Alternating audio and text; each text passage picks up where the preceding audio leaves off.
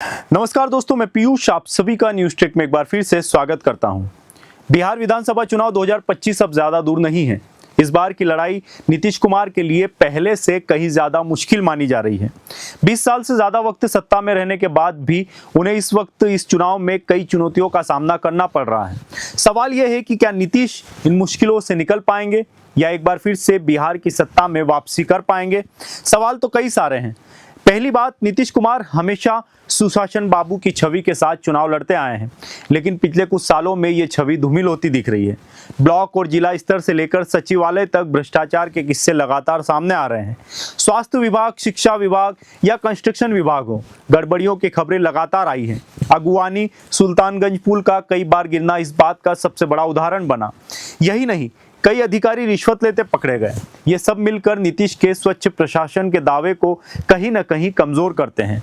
दूसरी बात, नीतीश कुमार ने 2005 में लालू यादव के जंगल राज के खिलाफ आवाज उठाकर सत्ता हासिल की थी। शुरू में अपराध पर काफी हद तक लगाम भी लगी, लेकिन अब स्थिति उतनी मजबूत नहीं रही। हत्या, लूट और गोलीबारी जैसी घटनाएं दोबारा सुर्खियों में हैं। पटना और अन्य जिलों में खुलेआम फायरिंग की घटनाएं हुई। विपक्ष ने तो अपराध का अलग बुलेटिन तक जारी करना शुरू कर दिया। यानी जिस जंगलराज के मुद्दे पर नीतीश ने राजनीति की थी, अब वही उनके खिलाफ खड़ा हो रहा है। तीसरी बड़ी बात, नीतीश कुमार की उम्र अब 70 के पार हो चुकी है। लंबे राजनीतिक सफर का असर अब उनके कामकाज और सार्वजनिक कार्यक्रमों में दिखने लगा है। कई बार सभाओं और मीटिंग्स में उनके अजीबोगरीब बर्ताव की चर्चा होती है, जैसे हाल ही में एक अफसर के सिर पर गमला रख देना या मंच पर सहयोगियों को धक्का दे देना।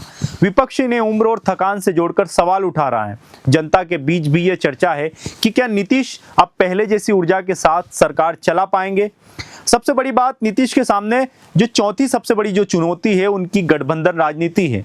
एनडीए के भीतर जेडीयू और बीजेपी नेताओं के बीच टकराव जो है वो बढ़ती जा रही है। उप मुख्यमंत्री विजय सिन्हा और जेडीयू नेता ललन सिंह कई बार आमने सामने आ चुके हैं। मोकामा और लखीसराय जैसी सीटों पर टिकट को लेकर घमासान भी बना हुआ है। यानी गठबंधन में तालमेल बिगड़ रहा है और चुनाव से पहले ये एक बड़ा सिरदर्द बन सकता है। इन चुनौतियों से निकलने के लिए नीतीश कुमार लगातार नई योजनाओं की झड़ी लगा रहे हैं। हाल ही में महिलाओं के लिए मुख्यमंत्री महिला रोजगार योजना लाई गई, जिसमें हर परिवार की महिलाओं को रोजगार शुरू करने के लिए 10,000 रुपए की आर्थिक मदद मिलेगी, जो चुनाव से पहले देने का वादा है। युवाओं के लिए मुख्यमंत्री प्रतिज्ञा योजना और प्रतियोगी परीक्षाओं का शुल्क घटाकर 100 रुपए कर दिया गया है, जो हर सारे जो परीक्षाएं हैं सबके लिए समान रहेगा। 125 यूनिट तक मुफ्त बिजली की घोषणा की गई। औद्योगिक निवेश को बढ़ावा देने के लिए बड़े पैकेज घोषित किए गए ताकि रोजगार के नए अवसर बन सके। सामाजिक सुरक्षा पेंशन में भी बढ़ोतरी की गई। साथ ही आशा कार्यकर्ताओं, शिक्षकों और कलाकारों की आर्थिक मदद बढ़ाई गई। इन योजनाओं का सीधा फोकस महिलाओं, युवाओं और गरीब तबके पर है। यानी नीतीश कुमार जानते हैं कि चुनावी मैदान में भ्रष्टाचार, अपराध और गठबंधन की खींचतान जैसे मुद्दे उन पर कहीं न कहीं भारी पड़ सकते हैं। इसलिए कल्याणकारी योजनाओं से जनता का भरोसा दोबारा जीतने की कोशिश कर रहे हैं। 2025 का चुनाव नीतीश के लिए सिर्फ एक चुनाव नहीं, बल्कि ये उनकी राजनीतिक यात्रा की सबसे बड़ी कठिन परीक्षा हो सकती है। एक तरफ भ्रष्टाचार और अपराध पर सवाल है, दूसरी तरफ उम्र और गठबंधन की कलह है। हालांकि योजनाओं के जरिए उन्होंने जनता तक संदेश देने की कोशिश जरूर कर दी।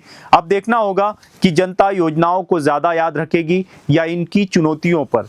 इस वीडियो में फिलहाल इतना ही। आप सभी से गुजारिश है कि अगर आप बिहार चुनाव से जुड़ी और भी कोई अपडेट निरंतर अंतराल में जानना चाहते हैं तो आप न्यूज टेक को सब्सक्राइब जरूर कर लीजिए। साथ में न्यूज टेक के साथ बने रहें। आप सभी का बहुत बहुत धन्यवाद।